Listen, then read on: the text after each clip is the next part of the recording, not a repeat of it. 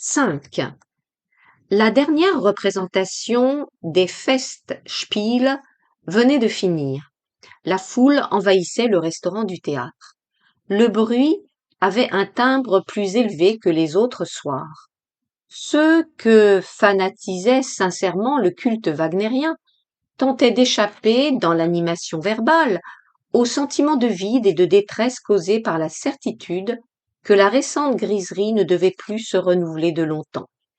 Les purs snobs libéraient en gestes inutiles leurs muscles fatigués d'ennui, respiraient allègrement et goûtaient comme un plaisir revivifiant la fin de la contrainte. On voyait dans leurs yeux la joie saine de la corvée menée à bien, l'honnête bonheur de n'avoir plus d'harmonie compliquée à subir, d'être délivrés enfin avec le bénéfice de pouvoir dire qu'ils étaient venus là. Tout le monde avait une faim inaccoutumée, un besoin de se refaire. Les garçons du restaurant tourbillonnaient avec des clameurs rudes, tiraillés par les devoirs antagonistes de servir les clients et de ranger les vaisselles qui devaient le lendemain être expédiées vers d'autres lieux. Des verres heurtaient des assiettes et des mots criés très haut se rencontraient. On s'appelait de loin, on croisait des adieux avec des amis qui prenaient le train de 11 heures pour Nuremberg. Il y avait des contestations véhémentes autour des places envahies. Un brouhaha énorme remuait une odeur de bière dans l'air épaissi. Les moustiers et Madame Simpson eurent quelque peine à joindre leur table. Ils étaient arrêtés à chaque pas. La belle Madame Steinweg désirait raconter la syncope qu'elle avait eue par excès d'émotion en écoutant l'enchantement du vendredi saint. Albert Marlet essayait un commencement de conférence sur Jacqueline qui, cherchant des yeux Léonora et Hansen, ne l'écoutait pas. Les Audichans, ayant repris le goût de vivre au dernier accord de Parsifal, insistaient pour organiser avec Monsieur Desmoustiers une excursion vers les châteaux de Louis II. On avait besoin de s'aérer après toute cette musique. Oh, admirable, certainement, tout à fait admirable, mais un peu fatigant. Jacqueline, très pâle, les yeux cerclés, l'air absent, répondait par monosyllabes distraits, avec un sourire de migraine. Depuis une semaine, laissant ensemble Madame Simpson et André, elle avait passé des heures à marcher dans la campagne avec Léonora. Eric Hansen les rejoignait toujours à quelques points de la course. Ils causaient interminablement et Jacqueline prenait un plaisir énervé à leur compagnie. Auprès d'eux, elle se sentait dans un monde neuf où toute chose avait une saveur forte. Elle ne trouvait plus Léonora déclamatoire. L'inquiétude sourde que lui causait l'énigmatique personnalité d'Hansen s'affaiblissait. Ces gens singuliers devaient détenir le secret d'un bonheur plus vif. Désireuse de vaincre les méfiances qu'elle leur apercevait, elle n'avait songé qu'à leur plaire, et s'y était employée de tout son art qui était grand. Ce jour-là, pendant la représentation de Parsifal, elle avait eu la soudaine notion de la fin de quelque chose. Les amis, à demi séduits, allaient partir. Elle resterait seule, le cœur inoccupé et plus ardent. Elle avait eu pitié d'elle-même. En entendant la pathétique Kundry dire son brûlant désir de servir, elle avait tout à coup compris qu'elle n'était plus l'inconsciente venue à Bayreuth pour y prendre un divertissement et, toute pleine de détresse et d'enthousiasme alternés, elle s'était laissée ravager par le voluptueux mysticisme de Parsifal jusqu'à en souffrir, mais de façon délicieuse. Et tandis que le vénéneux et savant baiser de la magicienne enseignait le devoir aux purs enfants, elle avait reconnu que le départ d'Éric et de Léonora ne devait pas la tant désoler. Il la laissait fortifiée pour l'accomplissement de son véritable destin, la conquête de l'âme mystérieuse d'André. C'était vers cela qu'elle allait sans le savoir, tandis qu'elle écoutait ses amis d'un cœur si fervent. Elle cessa de penser à eux pour ne plus penser qu'à André. Saurait-elle lui faire comprendre et partager ce souhait d'une union parfaite et d'entente profonde? Une fatigue peureuse l'envahit vers la fin de la représentation, et, en ce moment, elle ne savait pas si elle souhaitait ne plus penser, dormir dans un grand silence, être morte, ou bien, sans attendre, faire les efforts qui devaient la recréer à l'image du bel idéal entrevu. André salua quelqu'un. Elle regarda machinalement dans la même direction que lui et aperçut, rendant le salut, l'étrange personnage qui l'avait presque effrayée le jour où, après sa rencontre avec Léonora, elle était venue rêvasser au bord de la terrasse. Depuis, elle ne l'avait pas aperçu et n'avait plus songé à lui. Qui est ce monsieur? dit-elle à André, contente de trouver dans sa curiosité une petite excitation qui la ramena à la réalité de l'instant. Étienne Marken, vous savez, le critique de l'Époque, l'auteur de Prométhée vengé, un drôle d'individu, vaguement taré, on ne sait pas bien par quoi. Il a de l'esprit du génie un peu comme tout le monde. C'est bien son Prométhée. Vous vous rappelez le chapitre Victorieux vouloir? Ça ne ressemblait à rien d'autre. Il est agréable d'ailleurs et d'une insolence quand on ne lui plaît pas. On dit que c'est l'homme de Paris qui a le plus de dettes, mais on le flatte sans doute. En tout cas, il ne m'a pas encore tapé. Comment se fait-il que vous ne m'ayez jamais parlé de lui? Vous le connaissez depuis longtemps? Oui, je crois, je ne sais plus. Depuis toujours, sans doute. C'est comme si vous me demandiez depuis quand je connais la colonne Vendôme. Où le voyez-vous? Mais partout. Vous l'avez rencontré 100 fois aux premières, aux courses, et même à Puteaux, où il a trouvé le moyen de s'introduire, je ne sais comment. Je le vois souvent au cercle aussi, il est très joueur, gagne et perd des sommes énormes, avec un sang-froid de sauvage, ou de monsieur qui risque plutôt l'argent des autres que le sien. Eh, dit madame Simpson, c'est sa femme, cette jolie petite brune, qui regarde Jacqueline comme si elle devait, sous peine de mort, faire son portrait ressemblant avant d'aller se coucher? Oui, c'est sa femme. Il l'a importée d'Italie, ça se voit de reste. En effet, ma chère, vous paraissez l'intéresser à l'extrême, c'est dangereux. On l'a dit d'une jalousie farouche, d'ailleurs justifiée naturellement. Pourquoi naturellement? Parce que les femmes jalouses sont vouées plus encore que les autres à la trahison. Asseyons-nous là, il y aura moins de courant d'air. Vous méprisez la jalousie? dit Jacqueline en dépliant sa serviette. Je ne méprise rien. On peut tirer du plaisir de tout, mais la jalousie des femmes gêne et ridiculise l'homme. Et celle des hommes? Ah, c'est bien différent. La femme appartient. Il est légitime d'être jaloux de ce qu'on possède. L'homme devrait appartenir aussi. Quelle idée! Comment? Vous, la liseuse de bouquins de physiologie, dites-vous une chose semblable. L'homme prend, la femme se donne, et tout le monde est content. Pourquoi alors le mensonge des contrats qui feignent d'astreindre à un engagement identique votre activité et notre passivité? C'est au mariage, je pense, que vous faites allusion en ces termes sévères et obscurs. Prenez des haricots verts, ils ont l'air d'être moins toxiques qu'à l'ordinaire. Vous avez bien raison. Le mariage est une institution absurde. Mais les spécialistes prétendent qu'il sauvegarde la famille. Quant à moi, je suis prêt à admettre tout ce que vous voudrez dans le sens contraire. Vous ne pensez pas que le mariage est en soi une force spirituelle, capable d'agir sur ceux qui l'ont librement contracté? Vous n'éprouvez pas la puissance mystique dont la tradition l'a investi? Il vous semble inadmissible qu'un acte accompli pendant des siècles par des gens qui l'ont tenu pour sacré devienne tel effet? Ma pauvre chérie, en voilà une conversation. Ah, vous n'êtes pas gai après Parsifal, sérieusement. Tenez-vous beaucoup à ce que je réponde comme ça tout de suite, sans avoir fait de recherche dans aucune bibliothèque, ni consulté les gens compétents? Prenez courage, dit madame Simpson, avec une gravité burlesque. D'abord, je vois sur la figure de Jacqueline qu'elle est décidée à tout savoir. Et puis, c'est excellent pour vous d'être examiné sur cette question. Je suis sûre que vous n'y avez jamais tant réfléchi. C'est vrai, mais tout de même, je m'aperçois que j'ai une opinion et je vais la dire comme un gentil garçon obéissant. Le mariage, Jacqueline, pleine de gravité, c'est une convention de bonne compagnie qui permet à certains de faire des opérations financières et à d'autres de posséder une femme qu'ils désirent et qu'il ne pourrait avoir par d'autres stratagèmes.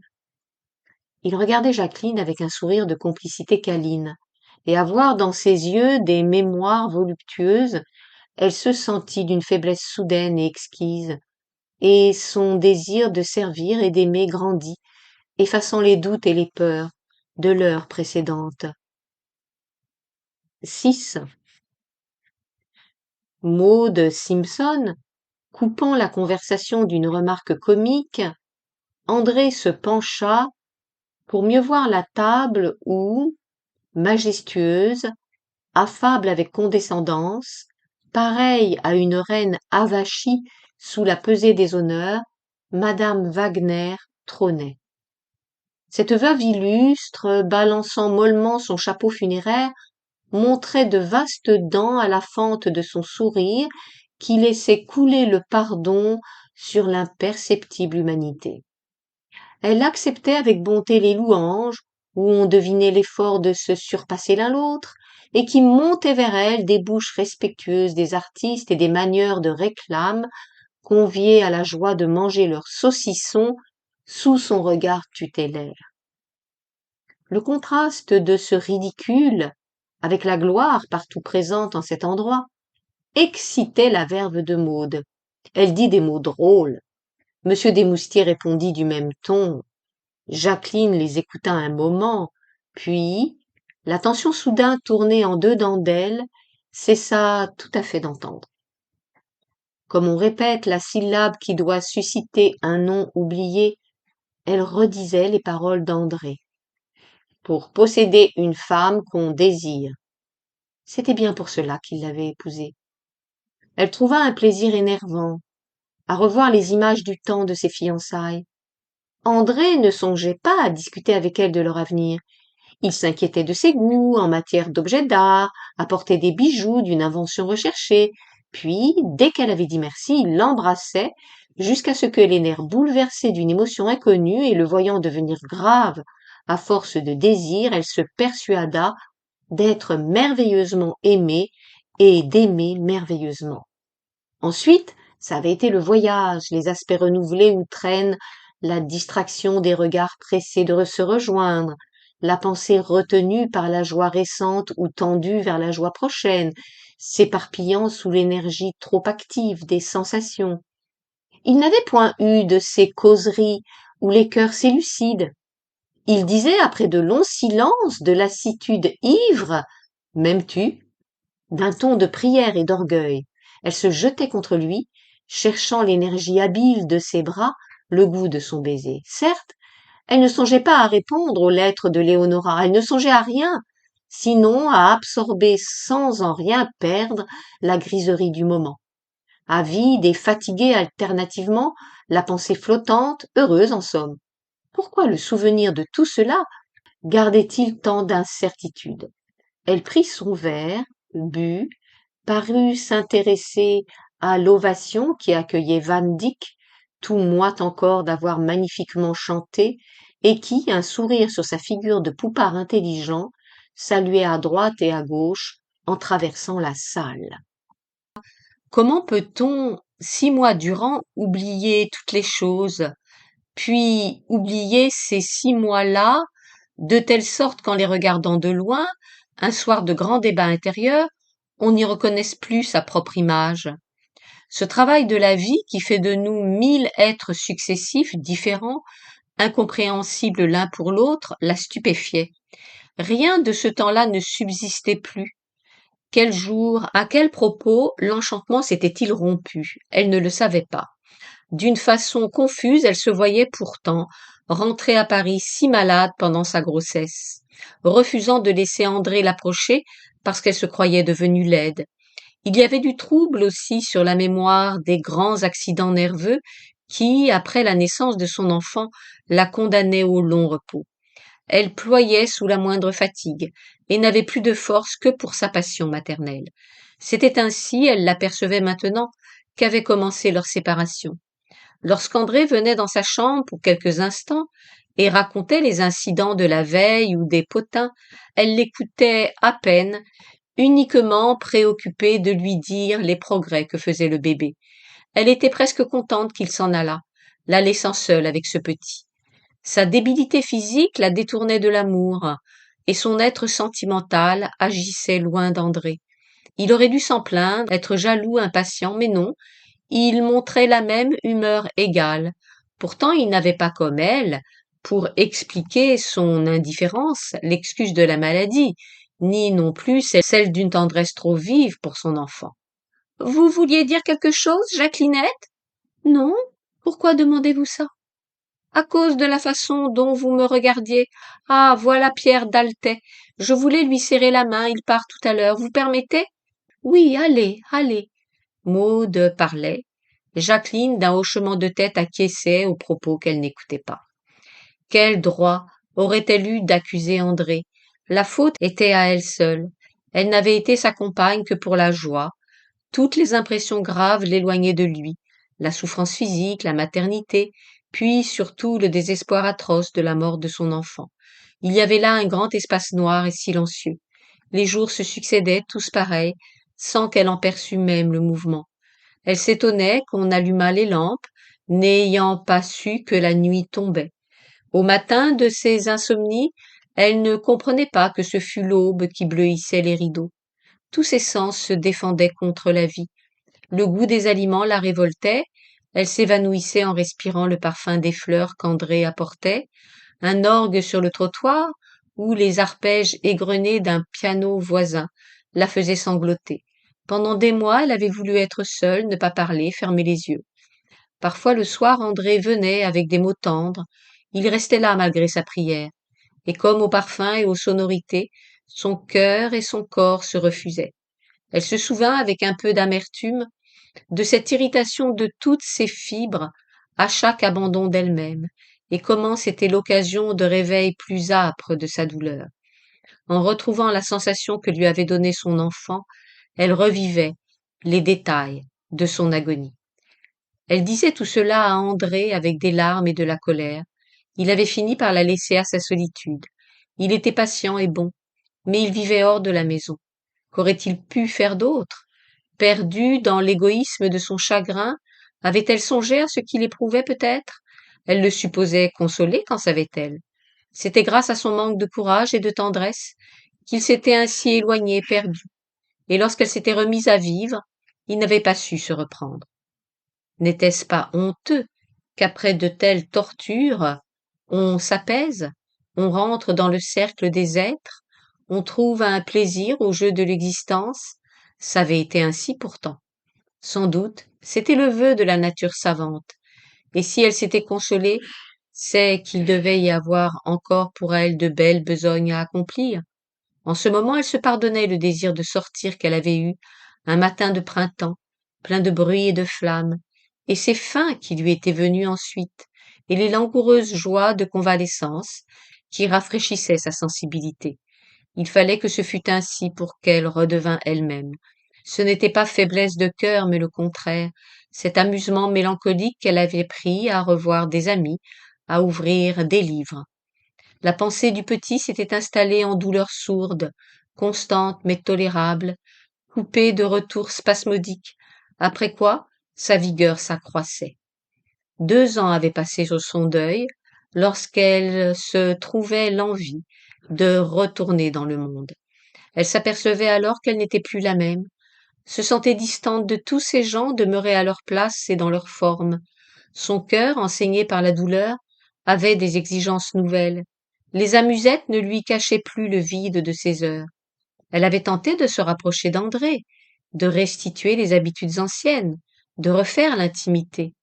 Mais il s'était montré surpris, comme d'un inélégant désir d'entraver sa liberté, de la prière qu'elle lui avait faite de vivre un peu moins hors de chez lui. Elle n'était pas assez certaine de ce qu'elle voulait pour insister, et elle avait accepté, comme une manifestation inéluctable du mauvais arrangement de toutes les circonstances, qu'ils fussent désaccoutumés l'un de l'autre. Un soir, en dînant tête à tête avec elle, il avait parlé de Constantinople, rappelé des incidents de leur voyage de noces. Ces évocations les avaient troublés, et comme ils s'attardaient au salon avant de partir pour l'opéra, tout à coup, obéissant à un geste de tendresse, elle s'était donnée, rapidement, au milieu d'une causerie gaie. Cette scène avait imposé son style à leurs habitudes amoureuses. Lorsque dans le monde elle avait été particulièrement jolie et admirée, André rentrait avec elle au lieu d'aller au cercle. Les jours suivants, ils étaient plus affectueux l'un pour l'autre, puis chacun retournait à sa préoccupation du moment. C'était loin de son mari qu'elle cherchait de quoi satisfaire l'appétit d'émotions qui l'emplissait d'inquiétude. Que de livres lus avec des doigts pressés de tourner la page, que de musiques écoutées à demi, en escomptant le plaisir possible du lendemain. Tout ce qu'elle faisait lui causait un sourd malaise. Elle devinait que ces tentatives, dont elle ne tirait que des impressions fugaces, auraient pu lui donner du plus et du mieux, mais elle n'y atteignait pas. Elle avait la fatigue des surfaces et trop d'impatience pour aller au fond. Les journées employées lui laissaient le même vide que les journées perdues. C'est à ce moment qu'elle s'était mise à chercher dans le flirt l'assouvissement sentimental qu'elle ne trouvait nulle part. Toujours elle avait eu le goût de plaire, la conviction aussi que c'était une manière de devoir pour les femmes douées de sorte à y réussir. Amortie pendant ses fiançailles, sa lune de miel, sa maladie et son chagrin, cette disposition renaissait plus vive du centre de son ennui. Elle se retrouvait pareille à la toute petite fille, voyant des fiancés en visite dans le salon de sa mère, avait des larmes sous les paupières, à se dire que ce jeune homme épris et distrait ne songeait pas à elle. Quelle misère cela semblait en cette minute où elle jugeait ses intentions, avec l'inflexibilité d'une conscience nouvelle. Combien elle se méprisait. Sans scrupule, pour se distraire, elle avait pratiqué un donjuanisme tout psychique, car elle n'accueillait pas l'hypothèse d'appartenir à aucun des hommes qu'elle troublait savamment. Et il ne s'agissait que de se procurer ce délicieux échauffement du cœur qui vient d'apercevoir la crainte du désir dans un regard jusque-là insoucieux et libre. Elle avait le dégoût délicat des mises en scène grotesques de l'adultère, et aussi l'éducation reçue l'armait de peur et de vanité préservatrice. Elle arrachait à l'émotion des hommes des mots plus profonds qu'ils ne l'étaient dans leur destin d'en proférer. Elle leur faisait sentir des choses plus vives que ne le comportait leur organisme. Cela rendait ses heures moins lourdes, mais elle ne songeait pas à s'engager elle-même dans les difficultés de la passion. Elle se trouvait vertueuse, quand, simplement, elle n'était pas tentée. André était revenu, il racontait une histoire. Jacqueline répondait par monosyllabes. Elle ne pouvait ni ne voulait s'arracher de la prise forte du passé qui lui faisait la leçon. La minute était décisive pour elle. Il fallait achever son enquête. Elle se forçait à reprendre le détail de ces comédies sentimentales où elle avait usé son temps. L'une s'imposa. Le héros était un très jeune homme, poète de son métier, qui se coiffait comme Musset et dont elle recevait chaque matin des lettres éloquentes qu'ensuite elle avait fait relier en vélin blanc. Elle retrouva les senteurs d'un printemps et d'un automne au cours desquels, ensemble, ils s'étaient promenés dans les quartiers anciens et dans les quartiers déserts de Paris. Elle avait pris un plaisir fin au désespoir mêlé d'ironie modern style de ce garçon.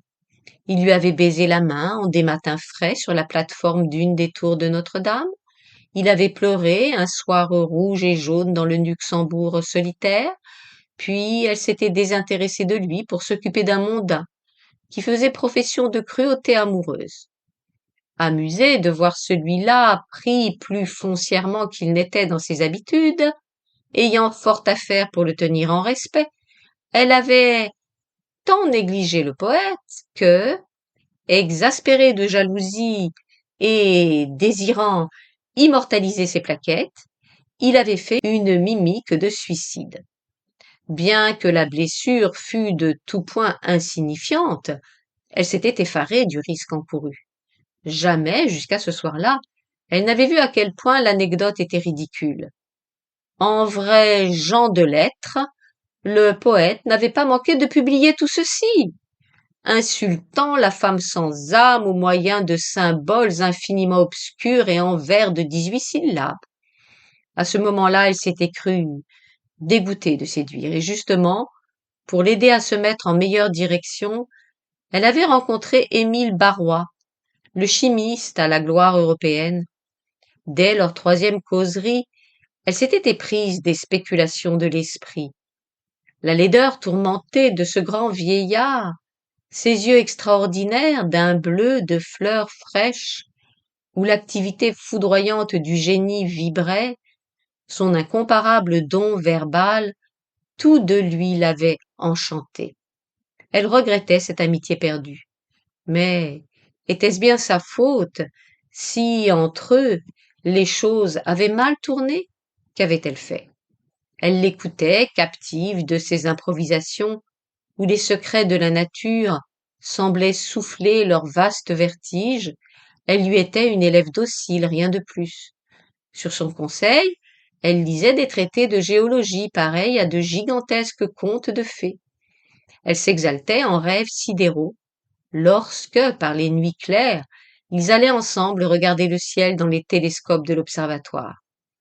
Évidemment, elle exprimait le désir que lui donnait sa pensée, élargie par un tel maître en phrases de câlinerie, et sa reconnaissance prenait des formes familières. Lorsqu'il avait plus magnifiquement parlé, il arrivait qu'elle lui tendit ses deux mains à baiser en lui disant « Je vous aime », mais c'était vrai. Elle l'aimait d'une tendresse limpide. Il lui donnait une saine fierté d'elle-même.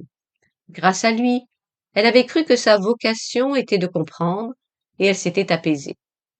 Pouvait-elle deviner le faune que cachait sous ses cheveux blancs l'illustre et grave Barrois, dont la vie s'étalait aux yeux ouverte comme une belle leçon? Quel dégoût le jour où il s'était révélé! Elle en avait encore un frisson sur la peau.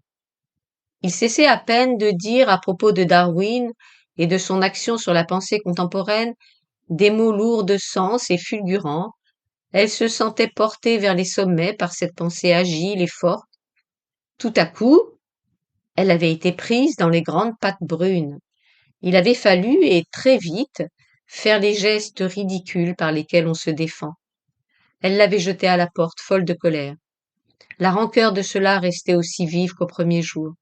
Cette brutale audace du vieillard lui avait infligé l'humiliation de sa faiblesse et fait sentir un instant son infériorité, sa dépendance de l'homme. C'était cela qu'elle ne pardonnait pas, et qui laissait en elle un point d'irritation sans forme définie, mais d'une acuité extrême. Comme le suicide du poète la détournait du flirt, la tentative du chimiste l'indisposait contre l'intellectualité en général. Depuis ce fâcheux après-midi qui les avait brouillés, les gros livres et les hypothèses scientifiques tendaient à évoquer les déplaisantes images de ces dentelles arrachées, de ces jupes malmenées et de la laide figure enlaidie de lubricité qu'elle avait sentie contre la sienne. À regarder froidement tout cela, elle découvrit un sens nouveau à cette rage débile qu'elle conservait encore. Ce qui s'était soulevé en elle sous l'agression, c'était l'esclave, digne de liberté, la femme qui pressent qu'il faut que l'homme soit vaincu par elle, puisque, même si près d'achever une carrière vouée au culte de l'idée, il demeure ce singe insultant qui, en l'amie fervente, ne sait voir que la femelle. Mais de cela comme du reste, elle n'avait rien perçu alors, et elle se souvenait d'avoir essayé de la religion, où elle ne trouvait que l'ennui des formules. Cela devait être ainsi nécessairement. Ce dont elle avait besoin, c'était non de se protéger, de s'engourdir, de s'appuyer, mais d'apprendre à marcher seule vers le but qu'elle se serait choisi. L'heure en était venue. Elle surgissait de sa longue rêverie, toute frémissante de la certitude de sa force, et lucide à miracle. Elle redressa la tête et cambra fièrement son étroite taille. Elle se sentait prête et apte à se faire aimer d'André d'un noble amour, comme elle se mettait à l'aimer, en s'apercevant qu'elle ne le comprenait pas. 7. Le restaurant se vidait, il avait plu, on entendait rouler sur le sable humide les voitures qui rentraient à Bayreuth. Madame Wagner effectuait une sortie pompeuse parmi les groupes de son peuple extatique et humilié. Il paraît que c'est l'heure de s'en aller, dit monsieur Desmoustiers. Qu'avez-vous, Jacqueline? Je ne vous ai jamais vue à ce point distraite et silencieuse. Un peu mal à la tête. Elle se leva. Leonora Barozzi, quittant Richter avec qui elle causait, s'approcha. Tout le monde était debout. Rejointe par une amie, madame Simpson s'écarta de quelques pas. André, au milieu de la salle, serrait des mains, disait adieu. C'est fini, tu pars? Dit Jacqueline à Léonora. Quand nous reverrons-nous maintenant? Je ne sais pas, je vais courir beaucoup. J'ai changé mon itinéraire. J'irai en Italie d'abord, voir la tombe de maman. Le mois prochain, je serai à Vienne pour un bout de temps, puis Pétersbourg. Je reviendrai par Berlin où je veux passer quelques semaines pour travailler avec Arrache. J'arriverai à Paris en avril peut-être. Comme c'est long. Écriras-tu au moins? Oui. Merci Léo. Tu m'as pardonné, dis, tout à fait? Non. Mais je suis repincée par l'illusion. On est bête. Sans doute, quand je cesserai de voir tes yeux et cet air d'oiseau malade que tu as si tu sens qu'on va te juger, je reprendrai mon bon sens. Mais enfin, dis-moi, ton mari ne trouve pas d'inconvénient à nos relations? Il ne t'a pas conseillé? Lui, grand Dieu, mais il t'adore. Pourquoi prends-tu l'air fâché? Moi, non, comment? Je n'ai pas l'air fâché. Pourquoi serais-je fâché à quel propos? Tiens, voilà ton ami, notre ami. Eric Hansen s'approcha et lui tendit la main. Léo me navre avec ses voyages extravagants, dit-elle. Savez-vous qu'elle ne doit venir à Paris qu'en avril? Elle m'a réservé cette jolie nouvelle pour le coup de la fin. Et vous, qu'allez-vous faire? Ne serez-vous pas là avant elle? Si vous m'abandonnez, tous les deux, je ne saurais quoi devenir. Oh, si, madame. Non, non et non. J'ai besoin de vous. Je compte absolument sur votre amitié. Je voudrais tant être sûre que vous aussi vous comptez sur la mienne. Oui, madame, bien que je ne la mérite pas et qu'elle n'ait subi aucune épreuve qui la garantisse. Mais lorsque vous parlez, il faut qu'on vous croie. Croyez-moi, je vous en prie. Et quand vous serez à Paris, viendrez-vous me voir? Il hésita, puis avec beaucoup de sérieux, comme si c'était là s'engager à un acte important. Je vous le promets, dit-il. En attendant, vous m'écrirez, souvent? Mais sur quel sujet? Tous. Et vous me parlerez de vous. Je suis curieuse de tout ce que vous cachez de vous-même. De tout? Dit Eric en la regardant attentivement. Mais oui, on m'appelle là-bas, il faut nous quitter. Quel chagrin cela me fait, quel vrai chagrin. Adieu, mes amis, mes chers amis, mes seuls amis. D'un geste doux et vif, elle tendit à chacun une de ses mains, et souriante, avec une grâce puérile et délicieuse, elle ajouta. Je sens que je vous ai vendu mon âme. Soyez de bons diables, aimez-moi, aimez-moi bien. Il y eut entre eux cette émotion suspendue qu'on craindrait de rompre au bruit des mots. Les mains se détachèrent, Hansen et Léonora s'enfurent vers la porte, et Jacqueline se rapprocha du groupe où causait son mari. Permettez-moi de vous présenter monsieur Étienne Marken, dont vous avez si vivement goûté le beau livre, dit André d'une voix qui flattait. Marken se courba très bas devant elle, puis indiquant une petite personne brune à cheveux luisants, à grandes prunelles d'émail, ma femme, dit-il. Madame Marken tendit la main et se mit à rire. Cette gaieté de fillette sotte et contente sans raison s'accordait mal avec le caractère de sa beauté. Elle s'écria, parlant vite, avec beaucoup d'accent. Ah, chère madame, quel plaisir de vous connaître enfin. J'ai si souvent entendu parler de vous par un ami d'Étienne, le professeur Barrois. Il vous veut tant de bien. Il a une admiration. Il dit que vous êtes une femme supérieure. Vous aimez la musique? Jacqueline avait eu une sensation désagréable à entendre le nom du chimiste. Elle répondit sèchement. Ne faut-il pas l'aimer pour subir le snobisme qui sévit ici? Ah, comme vous avez raison. Je déteste le snobisme, c'est faux. Et nous autres Italiens sommes tellement sincères.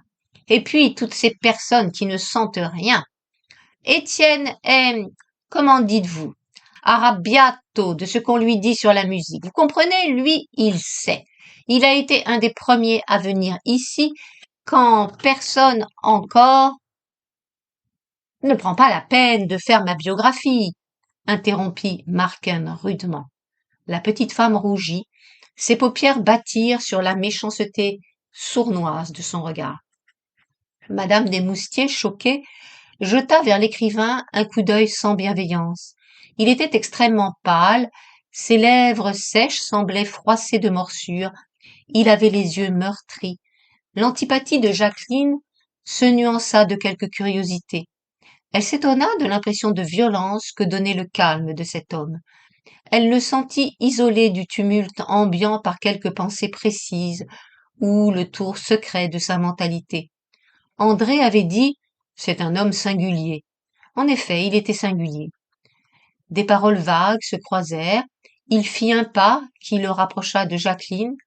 Comme c'est vain, n'est-ce pas, madame, cette manie que nous avons tous de parler de Wagner. En cet endroit, le seul mode décent de lui faire hommage serait le silence. Tout est dit sur le sujet. Au point de vue technique, certes, mais nous sentons le besoin de chercher la formule de l'action perturbatrice que ce dompteur de volonté exerce dans notre vie. Ah, il agit ainsi sur vous? Oui, madame. Et sur vous aussi? L'être sensible est remué par cette musique, de telle sorte que les habitudes de l'esprit en sont troublées, et dans tout ce bouleversement, on croit soudain apercevoir sa destinée. Il déplut à Jacqueline, qu'il éprouva des sensations si pareilles aux siennes. Elle riposta très agressive. Les révélations que Parsifal vous a faites ne semblent pas vous avoir enchanté. Il a pleuré tout le temps, madame, figurez-vous, intervint la dame aux beaux yeux. Ça se voit assez. Marken fronça les sourcils. Ses joues noircirent sous l'afflux du sang. Il eut une seconde une figure de crime, puis souriant, blagueur et méchant. Ma femme tient à ce que nul n'ignore mes sottises, fit-il. C'est vrai, j'ai pleuré. Autant que je me souvienne, c'est la première fois de ma vie. Et je n'imaginais pas qu'une telle chose pût m'advenir. J'avais les nerfs en faiblesse. Monsieur Desmoustiers, qui s'était écarté un moment, revint vers eux. Rentrons-nous, cher ami? Demanda-t-il. Oh, déjà, vous partez! S'écria madame Marken, dont toute la personne eut un instant le pathétique langoureux immortalisé par Bernin. Et vous en quittant Bayreuth? Et quand serez-vous à Paris? En décembre, au retour de la campagne. Ah, vous allez à la campagne, dans votre château probablement. Vous êtes heureux, c'est une telle beauté la campagne. Nous sommes obligés de rentrer pour le feuilleton d'Étienne. Quand on écrit dans les journaux, mais faites-moi la grâce, permettez que j'aille chez vous à Paris, j'ai un tel désir, Étienne aussi, Étienne. Pourquoi ne dis-tu rien? Ah, parce que je trouve que tu en dis bien assez, riposta Marken d'un ton de moquerie amère. Laisse-moi t'indiquer que, dans les pays civilisés, la coutume est d'attendre qu'on ait marqué l'envie de vous voir avant d'imposer sa présence.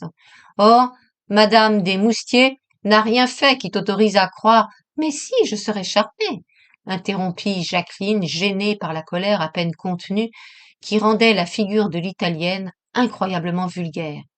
Elle ajouta, il est tard. Elle tendit la main et on se sépara. Pourquoi m'avez-vous présenté ces drôles de gens? Dit-elle à André lorsqu'ils furent éloignés de quelques pas. Marken me l'a demandé, je ne pouvais lui refuser. La dame semble être de tempérament familier, observa Maud Simpson. Je crois que vous la reverrez.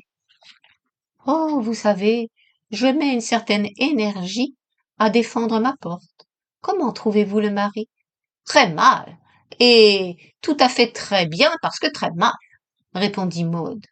Il est si beau, incontestablement. Il devrait être ridicule car il a l'air satanique, et c'est d'un démodé. Cependant, il n'est pas ridicule, je me demande pourquoi. On se dit qu'il doit être capable de tout et on sent que ce n'est pas encore assez. J'accepterai de croire sans discuter qu'il est volé, violé, tué, fait défaut, n'importe quoi.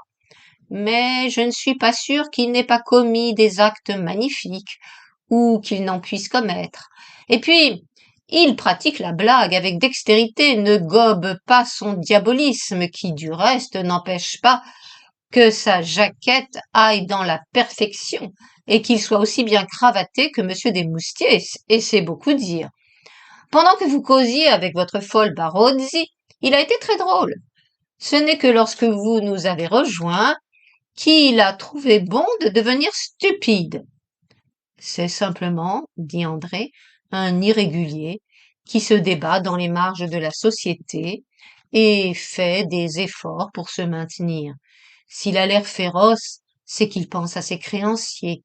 Les gens ne sont pas si compliqués que ça. Tenez, c'est comme le Norvégien de mademoiselle Barozzi, dont nous avions fait un anarchiste.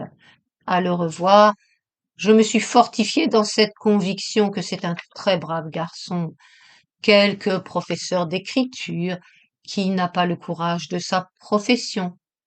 Comme il fait bon, dit Jacqueline, en respirant l'odeur de feuilles mouillées qui saturait la nuit de calme tristesse. Si nous marchions un peu, proposa-t-elle, tentée par cette fraîcheur sapide. Moi, je rentre en voiture, je suis claquée, dit Maude. Eh bien moi, je trotte. Bonsoir alors, à demain, les grands adieux. Bonsoir, mon cher, très bonne nuit, je vous souhaite. Le ton d'ironie inutile de ces derniers mots arrêta l'attention de Jacqueline. Puis elle se dit que l'ironie était l'attitude perpétuelle de madame Simpson et qu'à la longue on s'en fatiguait. Ensuite elle se demanda si l'affection de Maude pour elle avait des racines profondes, et si elle aimait Maude. Elle reconnut que non. Même, elle était assez satisfaite des organisations de voyage qui le lendemain allaient les séparer. Pendant quelque temps, elle descendit sans parler le chemin où roulaient les dernières voitures. D'une portière surgit la tête de madame Marken qui cria d'une voix sonore et agitée Buena sera, cara signora. Jacqueline ne répondit pas. Vous voilà intime avec la petite personne. Madame Simpson avait raison, dit André. Je ne crois pas. Cet incident rompit le silence. Donnez-moi le bras, dit Jacqueline. Et, appuyée à lui, pesant un peu, elle continua. C'est dommage que les représentations soient finies. Ça m'attriste de partir. J'ai été heureuse ici. Nous reviendrons l'année prochaine. Peut-être. Vous avez aussi été ému par toute cette musique. Vous savez bien comme Wagner me monte à la tête. Oui, c'est-à-dire non. Je sais combien, je ne sais pas comment il agit en vous. Écoutez, il faut que je finisse par vous le dire. J'en étouffe. Euh, non, elle parle à son mari, donc je reprends. Donnez-moi le bras, dit Jacqueline, et appuyée à son mari, pesant un peu, elle continua. C'est dommage que les représentations soient finies. Ça m'attriste de partir. J'ai été heureuse ici. Nous reviendrons l'année prochaine. Peut-être. Vous aussi avez été ému par toute cette musique? Vous savez bien comme Wagner me monte à la tête. Oui, c'est-à-dire non. Je sais combien, je ne sais pas comment il agit en vous. Écoutez, il faut que je finisse par vous le dire, j'en étouffe. J'ai découvert que je ne connaissais rien de vous. Vraiment, chérie, après 8 ans de ménage, c'est à désespérer. Je suis un individu si parfaitement simple. Non, ah non, vous êtes un individu compliqué. Je veux regarder en vous, vous apprendre, comme on apprend un livre difficile et très beau sans doute. Grand Dieu! Je pensais bien avoir la figure que vous nous avez faite pendant tout le dîner, que vous prépariez quelque manœuvre pas ordinaire. Comme c'est troublant. Ah, je ne suis pas tranquille. Ne plaisantez pas, je vous en prie. Tout ceci est sérieux. J'ai la conscience inquiétée par la certitude qui m'est venue de n'avoir rien fait pour vous de ce que j'aurais dû. Mais quelle folie, petit aimé! Vous m'avez donné votre adorable personne, Et vous savez bien que de cela, je vous resterai éternellement reconnaissant. Il serra contre lui le bras de Jacqueline. Cette phrase et ce geste la persuadèrent mieux encore qu'il ne leur serait point aisé de s'entendre. Elle s'irritait de mal voir son but, et les ténèbres où elle marchait lui parurent une matérialisation des difficultés de sa recherche. Répondez franchement aux questions que je vais vous poser, reprit-elle avec un peu d'effort. Oui, bon juge. Ai-je tort de croire que vous êtes un passionné? Vous avez raison de croire que je vous aime passionnément. Mais je ne le crois pas. Si vous m'aimiez passionnément, il n'y aurait de place dans ma vie que pour vous. Et vous me laissez le moyen de m'intéresser à 1000 choses où vous n'êtes pour rien. Vous ne savez pas ce que je fais de mes journées. J'ignore ce que vous faites des vôtres. Et quant à nos pensées, expliquez-moi ce que veulent dire vos silences. Je suppose qu'ils commentent les paroles qui les ont précédées, mais quand aucune parole n'a été dite, tenez un exemple. L'autre jour, après le dernier acte de Siegfried, je vous ai vu une expression extraordinaire, poignante, presque désespérée. Vous aviez la figure qu'on a lorsqu'on est penché sur du vide avec du vertige plein la tête. En quelques secondes, vous avez eu l'air d'un homme qui va se précipiter dans un danger, puis d'un malade qui retient à peine des cris de douleur. À ce moment-là, dites, que signifiait votre silence? Diable, diable, diable! Vous êtes bien sûr que j'ai eu tant d'air que ça. Pour dire la vérité, je ne sais plus très bien à quoi je pensais en sortant de Siegfried, mais je puis résumer aisément l'impression générale que me fait la musique de Wagner. Elle me donne une envie excessive de vous embrasser à fond. Vous verrez ça dès que nous serons rentrés. Mais vous avez de telles expressions à des moments où nous sommes seuls et où vous ne paraissez même pas savoir que j'existe. Écoutez, Jacquelinette, c'est une rude besogne pour un honnête homme que de rendre compte de tous les mouvements qu'a fait sa physionomie pendant 8 ans. Je ne prévoyais pas cette explication. Sans cela, j'aurais vécu un miroir d'une main, un carnet de l'autre, notant mon état d'âme à chaque clignement d'œil, mais laissons le passer. Il doit vous être facile de répondre au moins à ceci. Pourquoi avez-vous toujours une hâte préoccupée, comme si vous étiez attendu ailleurs, et le regard inquiet? Ce regard-là, vous l'avez jusque dans les trains, quand vous savez bien que vous n'avez rien d'autre à faire que de rester assis pour toute la journée. Je suis sans doute claustrophobe, je ne vois pas d'autre explication. En y songeant, je m'aperçois que sitôt enfermée, j'ai une envie maniaque de m'en aller. Le malheur, c'est qu'à constater ces manies, on les aggrave. Cette conversation malsaine m'incitera peut-être à me jeter hors du train de Prague demain. Pourquoi ce ton irrité? Ça vous ennuie d'aller à Prague? Non, mais non, pas du tout, ça m'enchante. Seulement je suis consternée par ce tic de névrose que vous venez de me révéler. Comment se fait-il que vous en souffriez même dans les instants où rien ne vous contraint, où vous faites librement les choses que vous avez choisi de faire? Eh bien, Dieu, que c'est fatigant, l'autodissection.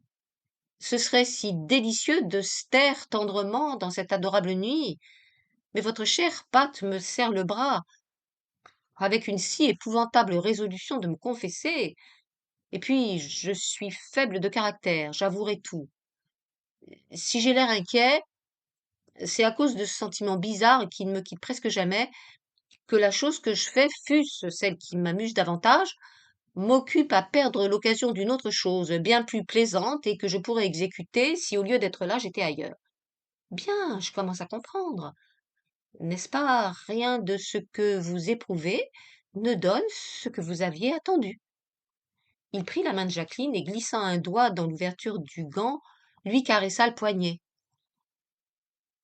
Mon existence est étroite et j'ai des appétits énormes, mais fût-elle 1000 fois plus vaste, elle ne me satisferait pas encore.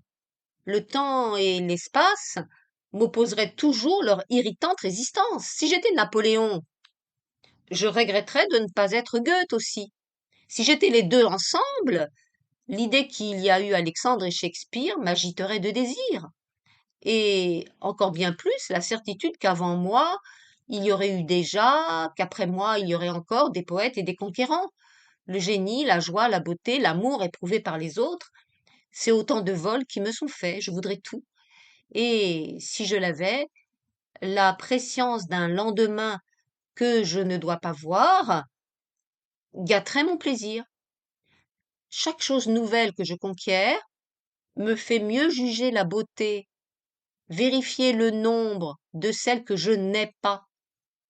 Je suis un peu indigné lorsque je songe qu'en Chine, par exemple, il y a de braves mandarins qui connaissent des nuances d'émotions que j'ignorerais toujours, parce que je n'ai à mon usage qu'une seule sensibilité. Je crois même que je suis curieux de la douleur. Je le suis de tout ce qui s'éprouve avec intensité. Il m'arrive, lorsque j'entends décrire des souffrances physiques, d'avoir l'impression qu'il y a injustice à ce que cet état du plus se sentir me soit dénié. Pourtant, j'aime mon équilibre et ma force, mais cela aussi est insuffisant. Les Hercules de foire sont plus forts que moi. Il y a aussi, bah, puisque je me raconte, il y a aussi le travail qui se fait au cerveau des criminels qui me tente. Je m'irrite à penser que je n'en saurai jamais, c'est probable, au moins, le goût brutal. Il y a même la monstrueuse peur des assassinés. Enfin, que vous dire tout? La sensation du bourreau et celle du condamné. J'aimerais ensemble commettre et subir tous les actes de la vie violente. Dans ce théâtre, là-haut, je suis tout le temps tiraillée par l'énervant désir d'être Wagner qui a créé, Van Dyck qui chante, Richter qui mène les tumultes de l'orchestre, le public entier avec ses émotivités disparates, et en même temps, j'ai le tracassin à me dire que, pendant que je suis dans ma stalle, il y a peut-être de l'autre côté du mur ou au bout du monde l'occasion de commettre une action où ma vitalité tout entière s'assouvirait d'un seul coup. Là, êtes-vous satisfaite enfin? Vous avez vu le tréfonds de mon absurdité. Satisfaite? Oh non, André, je ne suis pas satisfaite. Je suis terrifiée. Mais pas seulement cela. Qu'ai-je donc été pour vous, pauvre moi? Quelles impatiences j'ai dû vous donner! Je suis si peu pour vous contenter. Mais je ne vous ai pas contenté, même un moment. Ce désir universel doit vouloir toutes les femmes aussi. Vous l'avez dit l'autre jour, et je croyais que c'était une plaisanterie. Allons bien, comme on a tort de faire des confidences, vous n'y avez rien compris. Ce sont des états intellectuels. La volonté n'y participe pas, voyons, réfléchissez. Si ces appétits me descendaient de l'esprit dans les nerfs, ils feraient de moi un ambitieux frénétique, au lieu que, vous le savez bien, je suis un dilettante aisément rassasié, et que suffit à rendre heureux un joli effet de soleil, une conversation gaie, ou le maniement d'un objet d'art un peu délicat. Vous n'êtes ni heureux ni rassasié. C'est du tourment et de la fièvre, ce que vous venez de raconter. Votre accent moquait vos paroles, mais j'ai entendu ce qu'il y avait sous cette moquerie. Vous valez trop pour la vie que vous menez. Cette inquiétude s'apaiserait si vous vous employiez à quelque belle besogne où toute votre puissance intérieure serait requise et jouerait fortement. Jacqueline, prenez garde. Nous n'aurons pas fait 10 pas de plus que vous me conseillerez de me présenter aux prochaines élections. Je n'y songeais pas, je vous le jure. Mais pourquoi non? C'est bien ça, j'en étais sûre. Léonora vous aura fait jurer de me convertir au socialisme. Cruelle fille. J'ai eu tort de vous laisser aussi souvent seule avec elle. « Malheur, malheur! » s'écrièrent les Corneilles. « Malheur, malheur! » s'écrièrent les Corneilles. « Malheur, malheur! » s'écrièrent les Corneilles. « Malheur, malheur! » s'écrièrent les Corneilles. « Malheur, malheur! » s'écrièrent les Corneilles. « Malheur, malheur! » s'écrièrent les Corneilles. ainsi qu'il est dit au cours d'un conte fantastique dont j'ai d'ailleurs oublié toutes les circonstances. Mais non, André, je ne tiens pas à ce que vous fassiez de la politique. Je voudrais seulement que vous fussiez heureux et que ce fût un peu ma faute. Eh bien, chérie, on peut arranger ça. Nous voici arrivés, Madame Simpson est déjà couchée, il n'y a plus de lumière à sa fenêtre. Venez me prouver vos bonnes intentions. Viens, tant chérie, vite. Aimé, tu souhaites sans doute être ailleurs, près d'une autre femme, dit Jacqueline, la voix émue encore de l'heure amoureuse qui s'achevait. Non, folle, adorable folle, je ne souhaite plus rien. Penchée sur lui, elle regarda dans les yeux d'André. Il souriait, mais elle vit l'éternelle inquiétude bouger dans ses prunelles vertes. Elle se rejeta sur l'oreiller, étouffée par la certitude grandissante qu'entre elle et cet homme dont elle venait de goûter le baiser émouvant, s'interposait le malentendu des âmes trop lointaines ou trop différentes pour se rejoindre, et que, jusqu'en l'illusoire communion du plaisir, chacun d'eux gardait inattaqué son mystère profond. Deuxième partie. 1. Baissant le nez dans son grand col de chinchilla, Jacqueline marchait. On était au dernier jour de mars. Le froid piquait aigrement la main dont elle retroussait sa jupe.